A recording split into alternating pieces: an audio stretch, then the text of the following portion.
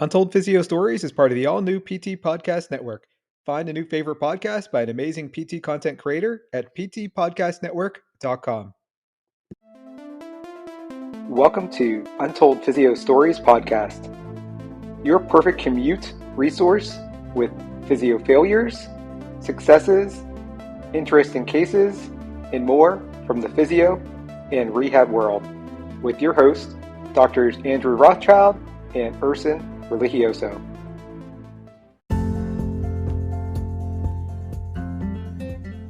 The future of medical documentation is here, and it's revolutionizing the way we record patient visits. Introducing Comprehend PT, the groundbreaking HIPAA-compliant AI scribe designed specifically for physical therapists. Imagine a world where the dialogue between PTs and patients is interpreted by AI into precise, real-time medical notes without lifting a pen or tapping a keyboard. Comprehend PT does just that, allowing healthcare professionals to stay engaged with patients rather than buried in documentation. Boost your efficiency, reduce claim denials, and liberate yourself from the burdens of manual note-taking with Comprehend PT. Join the revolution now at comprehendpt.com. Untold Physio Stories listeners get 50% off their first month with code MMT50, and there's a free trial available.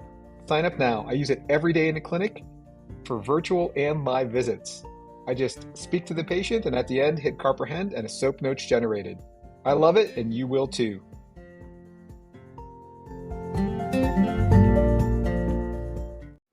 Welcome back to Untold Physio Stories. We're back with another asynchronous episode.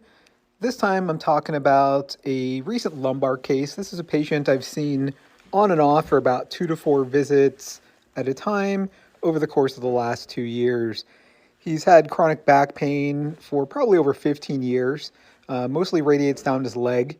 He works a couple part-time jobs. His family owns a local chicken barbecue place, so he's always delivering or standing around grilling quite a bit, or cooking huge vats of salt potatoes, if you guys know what those are. Deadly for the waistline. Crazy amount of salt. And also he delivers newspapers, so a lot of time is spent sitting. When he gets up and walks around, he has left-sided low back pain, radiating all the way down into his leg. He's gotten a couple of injections into his spine, and none of them have helped. And he's actually gotten more than 2 or 3, even though none of them helped. And the last one, he actually got worse afterward. So upon initially evaluating him a couple years ago, he looked laterally shifted to the right, away from the pain. He was helped significantly, but not wasn't abolished completely, with a lot of side glides, frequent changes in position. I think he had to also do some posterior chain strengthening. So he returned to me this year after being, mostly compliant with a lot of his stuff. He had also put on weight, stopped working out. So I tried to get him back to just general workouts. But anyway, coming back this year, similar presentation, not really resolved. I thought it had resolved after 3 or 4 visits because he just stopped coming and told me he was better. But it turns out that he was only maybe about 70, 80% better. So he still gets a lot of paresthesia in his calf and a ton of foot pain. So he was complaining more about the foot pain in general this time, and I had thought that he was really talking about radiating pain, but he tells me he mentioned this last time, and I went back and checked in the records. He did not.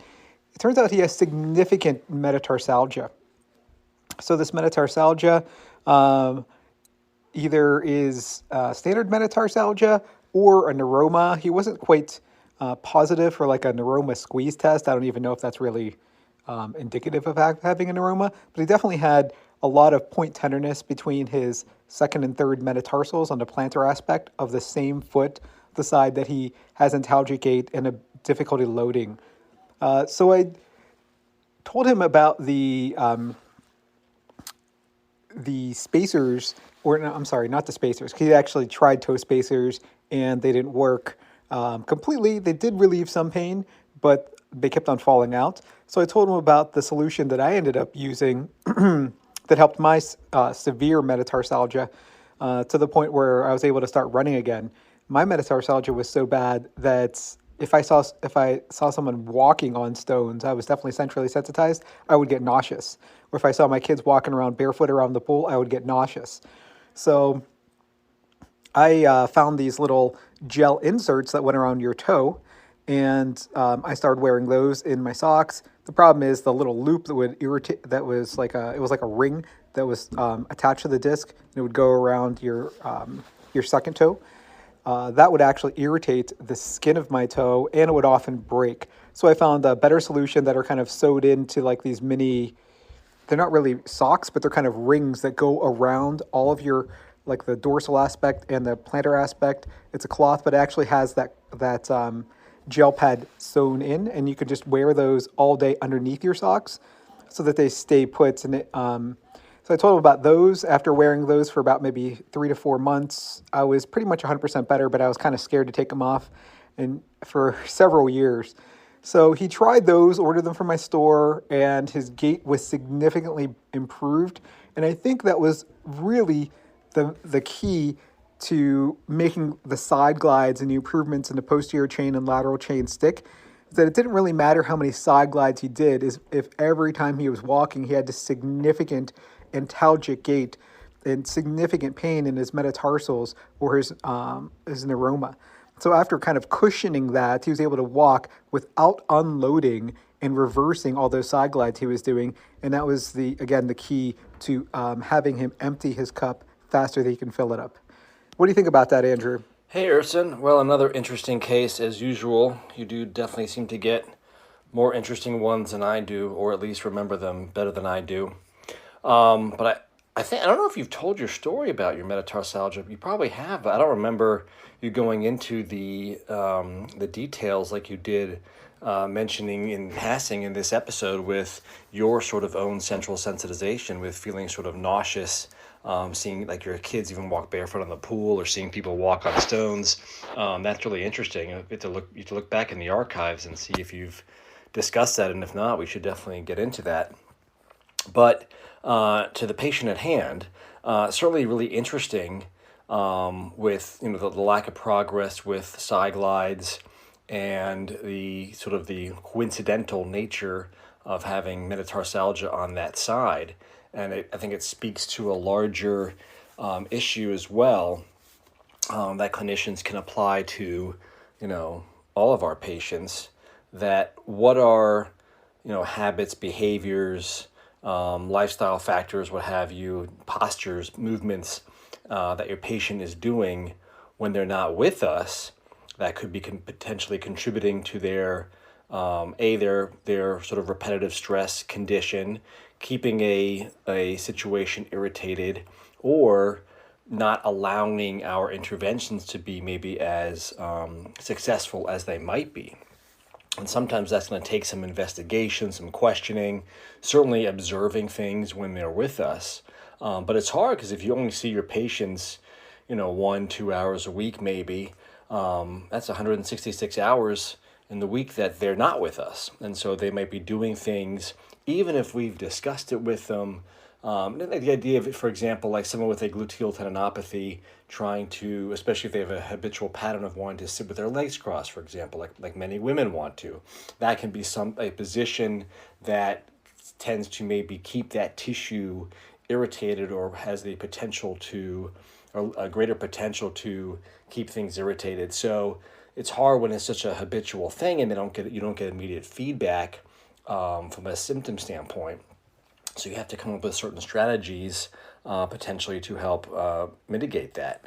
But this was an example, like I said, if it hadn't been hurting in his foot, but he had still been doing some sort of accommodation, compensating in some way, how much longer might that have gone on for? The fact that it started to become painful in and of itself ended up being a good thing, because it'd be something that could be addressed that certainly may have had an effect higher up the chain into the lumbar spine, from that repetitive antalgic gait that was sort of abnormally loading, sensitive tissue.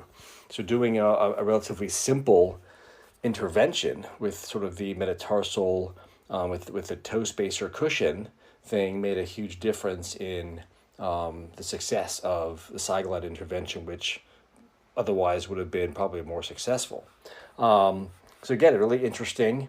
Certainly something to consider. Looking at these different things, asking. Sometimes maybe it just takes asking patients questions. Sometimes it's hard because you don't want to get into all your patients' aches and pains because it can get very drawn out and sometimes not connected. But at some point, sometimes it may be related, especially if you're not having the results that you would expect for the intervention that you're doing. All right, thanks again for another great case, Erson, and hopefully we'll talk in person soon.